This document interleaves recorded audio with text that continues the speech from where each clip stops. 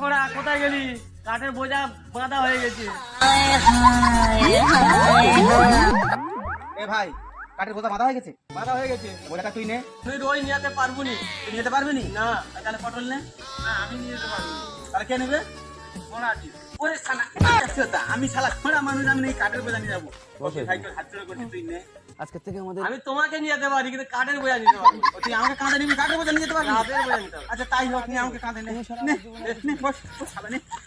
বন্ধুরা দেখো, কাঠের বোঝা কি কায়দায় যায়। no, no, no, no.